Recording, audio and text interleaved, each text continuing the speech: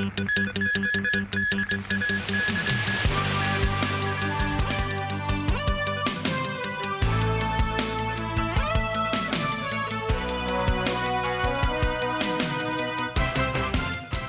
evening, and thank you for joining us. Some colder weather on the way. Under the influence of a strong winter monsoon, the temperature in Hong Kong is poised to drop to about 13 degrees Celsius in the urban area tonight. The cold weather warning is now in force. It's a gloomy and drizzly Sunday. As the city braces for an imminent cold front, it was about 14 to 18 degrees Celsius across town around midday before the mercury dipped further in a few hours, with a notably nippier weather than that on Saturday. This man says he's bundled up with 3 layers of clothing, including a down jacket and a sweatshirt. Another man says he will have hot pot tonight, a fitting meal for the brisk weather. Still, some were donning short-sleeve shirts when out and about. This man says there's a bit of a chill in the air, but it's not the coldest yet. According to the Hong Kong Observatory, a strong winter monsoon is affecting southern China. The temperature in the urban area is expected to drop to about 13 degrees at night. Residents are reminded to stay warm when they head out. The observatory also expects the cool weather is here to stay through Monday and Tuesday, with the temperature hitting a low of about 11 degrees in the morning. It will be colder in some parts of the New Territories and the Highlands. It will remain cold on Wednesday, which is Lunar New Year's Day. More overcast skies over the following 1 to 2 days with bits of drizzle. Neighbor Macau also issued the yellow cold weather alert, with the temperature expected to fall to 9 degrees Celsius, and it will remain cold over the coming days. The chief executive of the hospital authority, Tony Ko, earlier announced he will not be renewing his contract, but will stay until his contract term ends in July. In an interview with TVB News, Ko urged residents to get vaccinated as soon as possible because cases of influenza will peak after the Lunar New Year. He also talked about the hospital authority's upcoming reforms, and it reports. Speaking on a TVB program, Chief Executive of the Hospital Authority, Tony Ko, said a significant rise in patients with influenza have been observed in recent weeks, especially with the colder weather. He said influenza cases have risen from around 5,000 up to 6,000 a day, and that numbers will likely peak after the Lunar New Year holiday. And past experience show that many people home after they go to holiday and come back, they'll come back to see our service because they might have contracted upper respiratory tract infection. We see the vaccine as early as possible because for the protection to occur, it takes a few weeks. Ko also spoke about the future of the hospital authority. He said the HA appointed a reform committee last month to offer reform advice on implementing governance and structure changes, which may include a shift in the remuneration system for medical staff. Calculated by the time they spend in the work. Now we are thinking whether we are calculated by the number of patients they have treated, the number of procedures they have done, so as to give them more incentive to do the things in a better way. Ko said the reforms are for the continuous quality improvement of the Hong Kong medical service.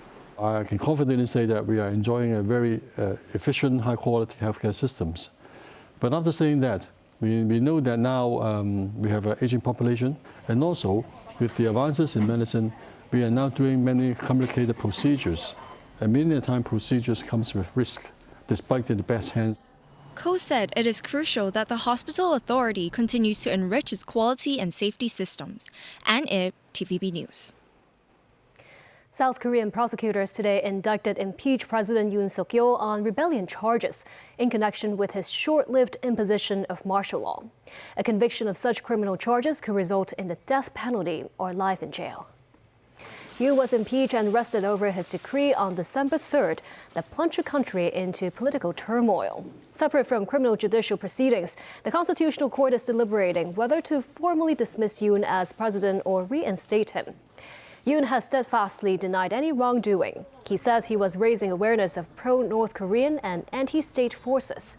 Martial law lasted only 6 hours after the National Assembly blocked it. U.S. President Donald Trump says he may consider rejoining the World Health Organization if the country's share of contributions was lowered. He said the U.S. should pay less than China because China has more people. Trump made his latest comments in Las Vegas. He signed an executive order only on Monday to withdraw the U.S. from the WHO. Trump says it is not fair that America has to pay more than China, even though China has a much larger population. Later, Trump visited a casino where he watched people gamble. He was in Las Vegas to highlight another election pledge. He's vowed to abolish taxes on tips.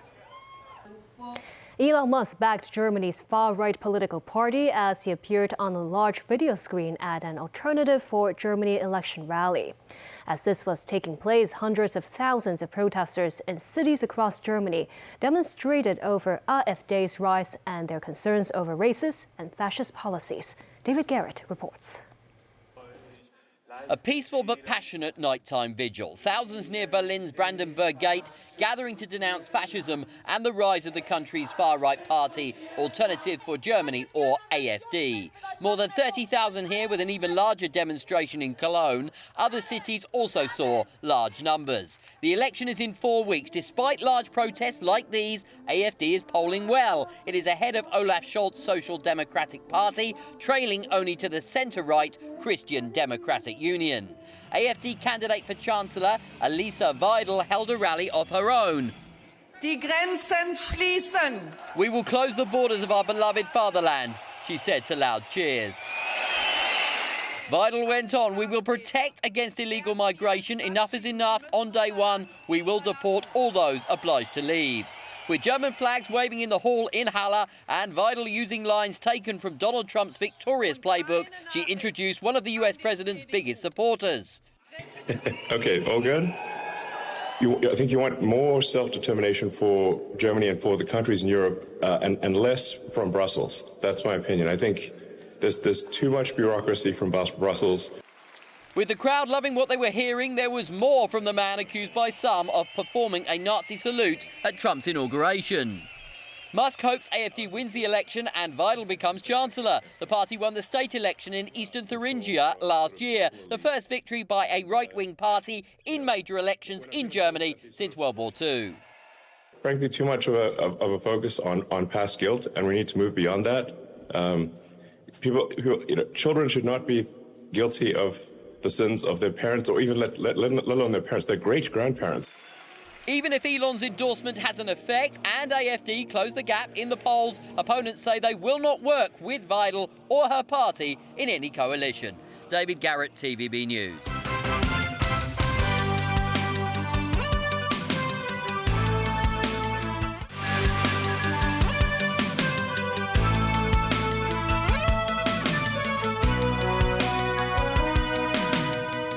Welcome back. A burned corpse was found at Inspiration Lake on Lantau Island. The police have cordoned off the area to facilitate their investigation. Authorities received a report at about 4:30 p.m. that a security guard had discovered the body, which was partially charred. There were also reports of a fire around the same time at the same location.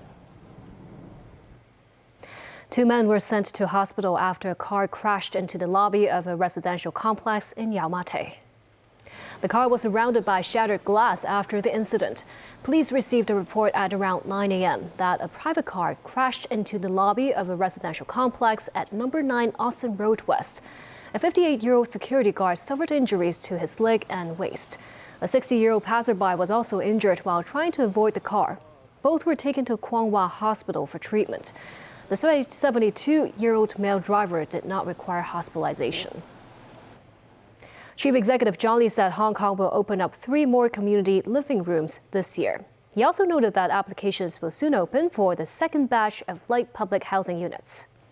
Posting on his social media platforms, Lee said 3 community living rooms will be set up to improve the quality of life for underprivileged families. 2 projects in Shau Kei Wan and Kowloon City are expected to begin operations by the middle of this year. Lee added that the first batch of light public housing in Yuen Long will be ready for occupancy during the first quarter of this year.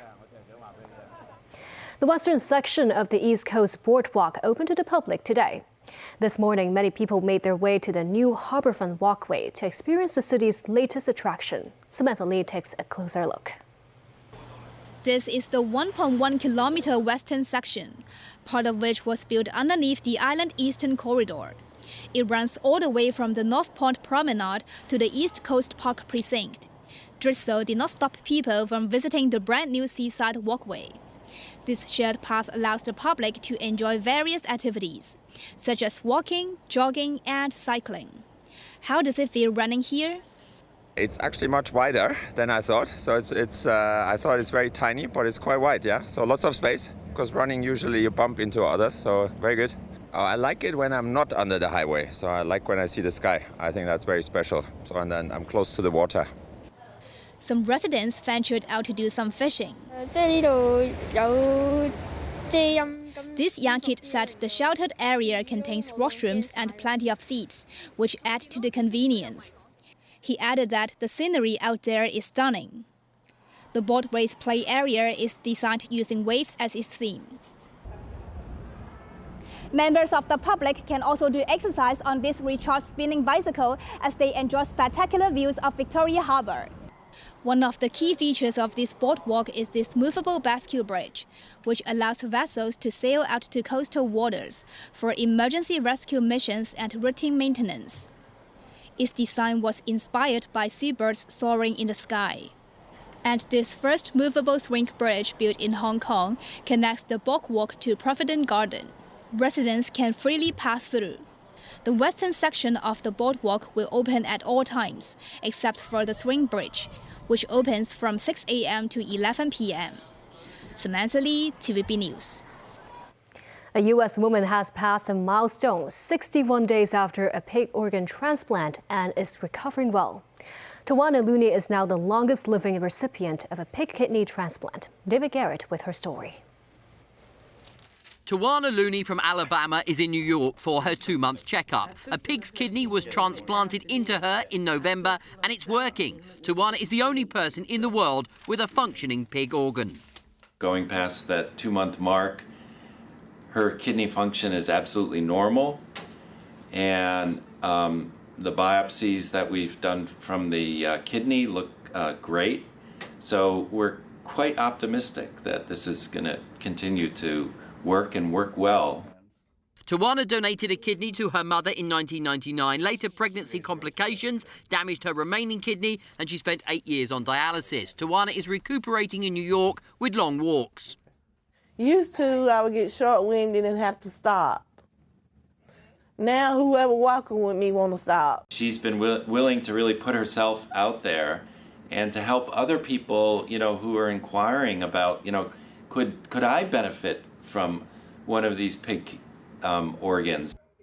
Doctors are delighted as they discuss the 53-year-old's progress. They know only 4 other Americans have received the experimental gene-edited pig organs, 2 hearts and 2 kidneys. None lived more than 2 months.